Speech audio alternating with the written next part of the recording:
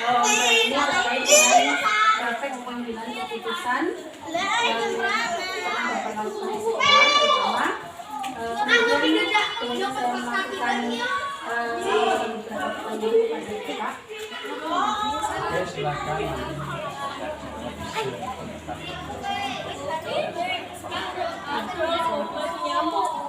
Selama ini bagaimana Bapak dapat mengidentifikasi kasus-kasus yang merupakan dilema etika atau kesulitan moral di sekolah?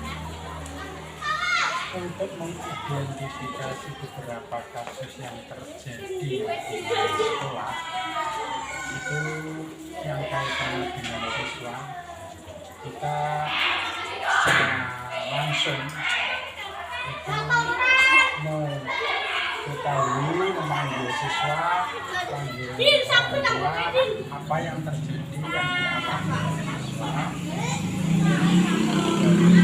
Sekolah kita mencatat hal-hal yang pokok yang perlu diselesaikan yang ada kaitannya dengan masalah siswa. Itu kaitannya dengan siswa. Adapun kaitannya dengan guru itu kemudian kita panggil secara personal terkait dengan permasalahan kaitannya pasti, tapi kalau kaitannya dengan pembelajaran kita bersama-sama. Baik Bapak, selama ini bagaimana Bapak menjalankan pengambilan keputusan di sekolah, terutama untuk kasus-kasus di mana ada dua kepentingan yang sama-sama benar atau sama-sama mengandung nilai kebajikan? Untuk pengambilan keputusan kita harus pilihkan, tetapi sama-sama semua permasalahan kasus itu penting ya. Tapi yang paling krusial kita dahulukan, kita selesaikan yang mendesak dan yang berisiko tinggi. Itu kita selesaikan di awal, kemudian menyusul tetap semua kasus harus kita selesaikan setelah keputusan yang didahulukan itu yang selalu berisiko tinggi, yang mendesak, itu yang perlu kita pertimbangkan kaitannya pada dari sekolah maupun guru maupun siswa. Kemudian langkah-langkah atau strategi seperti apa yang biasa Bapak lakukan selama ini? Untuk pengambilan keputusan, untuk pengambilan keputusan sebelumnya kan sudah kita identifikasi, sudah kita rangkum ya beberapa permasalahan. Itu langkah-langkah yang diambil oleh sekolah dalam pengambilan keputusan. Yang tadi yang saya sampaikan, kita putuskan permasalahan tersebut, kemudian dampak dari keputusan itu berisiko apa tidak kan? Kita harus safety, aman, baik sekolah, baik guru, baik siswa.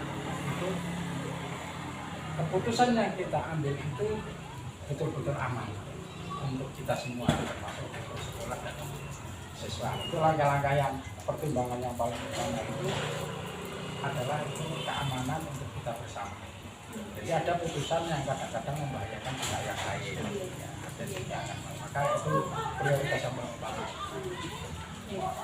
Kemudian hal-hal apa saja yang selama ini pernah Bapak lakukan dalam tantangan pengambilan keputusan pada kasus-kasus di rumah etika yang pernah ada?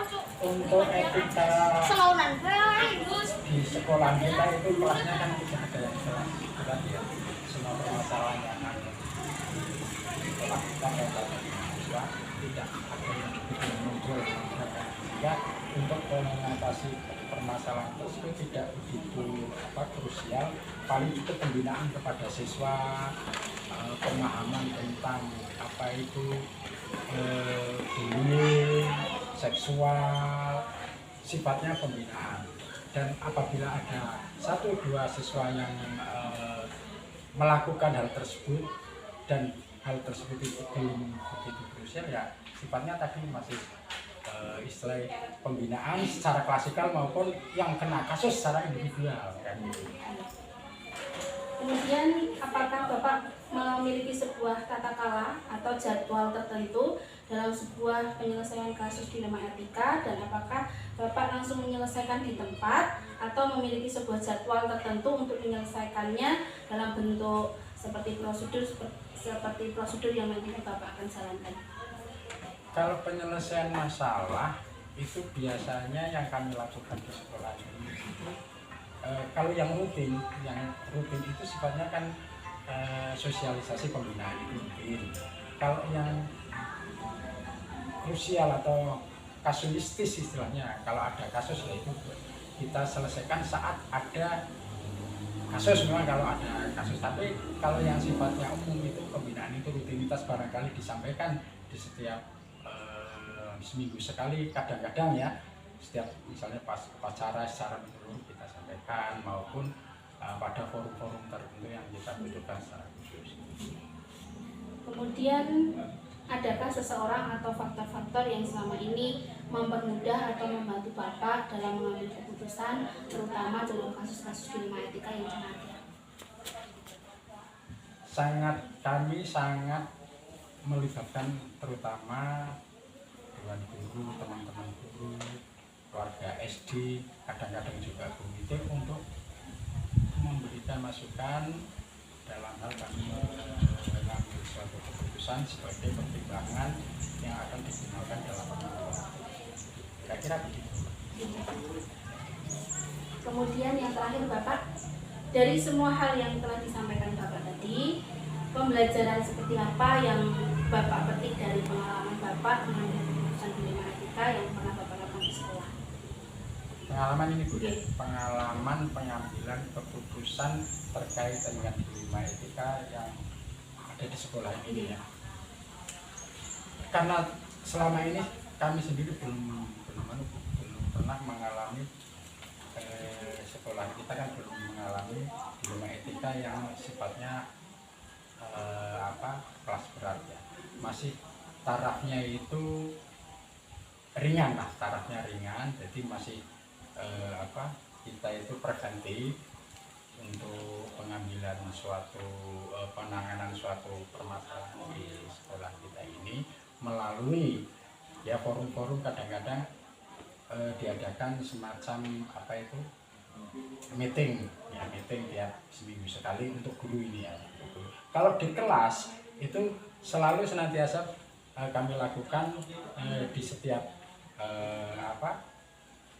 pagi hari sebelum pelajaran selalu mengingatkan tentang etika tersebut, norma etika perilaku siswa untuk disiplin sesuai dengan tata tertib yang ada di sekolah untuk mematuhinya itu selalu senantiasa. Kalau waktu kami dulu di mengajar di kelas itu maka tata tertib itu wajib ada di masing-masing kelas sehingga kita bisa tahu persis itu. Kira-kira itu. Baik Bapak, terima kasih sekali atas jawaban yang sudah Bapak berikan dalam wawancara ini. Semoga kedepannya sekolah kita menjadi lebih baik. Terima kasih banyak sekali Pak atas waktunya.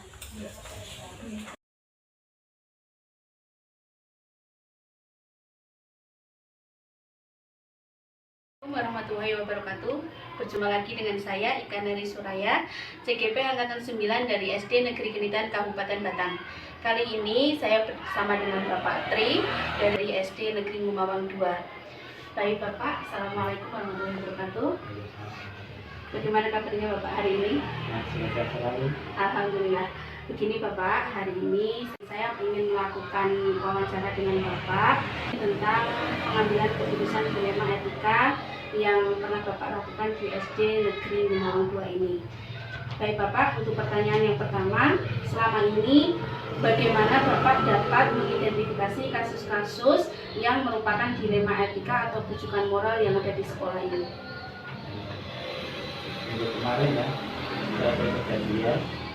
Jadi anak itu melakukan malakan, yaitu pada pagi hari sebelum datang guru-guru itu ada orang tua yang datang kemudian memarahi anak yang malas itu. Kemudian saya masuk sudah datang semua. Saya mengambil tindakan, kemudian orang tua yang melakukan pemalakan itu saya panggil ke sekolah dan kami memberitahukan pada orang tua tersebut, namun kami harus mengambil data kebenaran dulu. Maka dari semua kelas saya minta keterangannya apakah betul anak tersebut melakukan pemalakan. Nah, dari hasil itu ternyata benar. Kemudian saya mengambil tindakan meminta orang tuanya datang ke sekolah dan kami beritahukan, dan kami pun juga mendatakan dari orang yang memarahi tersebut bahwa tindakan tersebut tidak benar, harus berkonsultasi terlebih dahulu dengan pihak sekolahan bahwa kejadiannya adalah di sekolahan, maka menjadi tanggung jawab dari sekolah.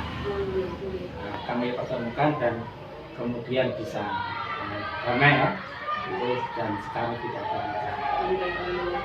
Selanjutnya Bapak, selama ini bagaimana Bapak menjalankan pengambilan keputusan di sekolah Bapak, terutama untuk kasus-kasus di mana ada dua kepentingan yang sama-sama benar atau sama-sama mengandung nilai berbeda? Kami sebelum mengambil keputusan, kami juga meminta daripada guru-guru mempertimbangkan kebijaksanaan saya apakah nantinya itu berdampak atau tidak. Oleh karena itu keputusan bukan hanya dari saya sendiri, tetapi juga dari hasil rapat dari Bapak Ibu guru. Baik Bapak, selanjutnya langkah-langkah atau prosedur seperti apa yang biasa Bapak lakukan selama ini dalam pengambilan keputusan tersebut? Langkah-langkahnya yang pertama adalah dari segi kasus dulu saya pelajari. Saat itu kami menghimpun daripada kebenaran masalah tersebut, kemudian kami melakukan rapat dan tindak lanjutnya adalah keputusan kami bersama, yaitu dengan Dewan Guru. Baik, selanjutnya hal-hal apa saja yang selama ini Bapak anggap efektif dalam pengambilan keputusan pada kasus-kasus dilema etika yang pernah dihadapi? Keputusan yang kami ambil adalah supaya tidak salah dalam bertindak, maka kami tidak langsung spontan ya, jadi harus mengambil dengan rapat dulu. Itu tidak berjabat, karena kalau salah itu akan berjabat.